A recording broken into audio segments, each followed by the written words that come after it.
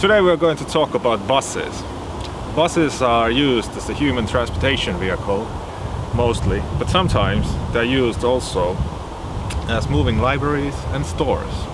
As students, especially you foreign ones here, are familiar with the buses and how they use them, so it's a familiar product for all of us. Buses are built from many different materials, so we will concentrate in only one of them in this topic, because there's so many of them, so we will just forget all the rest of them, and we will concentrate on iron. Iron is used in buses as form steel, which is a combination of iron and coal. Steel is used in the buses, in the chassis and in the body and in the engine and the axles. For example, the iron ore is mined in Kiruna, Sweden, which is not far from here, from Espoo.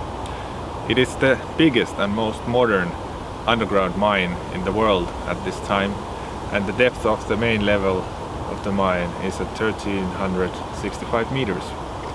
The mine ore is believed to continue until 2 kilometers of depth, and the iron ore grade is a staggering 48.5%. Magnetite, which is mined in Kiruna mine, is first grinded with crushers and then made to a slurry, and then separated with magnetic separators to get rid of the waste rock. After that, it goes to flotation, where aerophilic chemicals are added, and they attach to the apatite mineral and remove it by rising it to the surface to a foam, and then it's taken away. And after that, the slurry is made into pellets. Blast furnace, which is a metallurgical furnace for smelting, is the final destination of the pellets. The final product, steel, which is made in a blast furnace by a combination of iron and carbon, is the main material on building buses. Pellets are poured into the blast furnace with coke, which is a carbon-rich substance which is made by burning coal in the absence of air. Also limestone is added. The coke provides the carbon for the iron to make it steel, and then it becomes more tensile material, which is better for building. Limestone is added to remove the impurities from the compound, and it comes out in a form of slag from the blast furnace. Before we talk about steel, we talk about iron. Mostly 80% of iron in the world produced by using blast furnace. And to make iron in blast furnace, you need iron ore. If you talk about iron ore like magnetite, you will have iron, oxygen, and impurity such as silica. To remove the oxygen from the ore, you need carbon.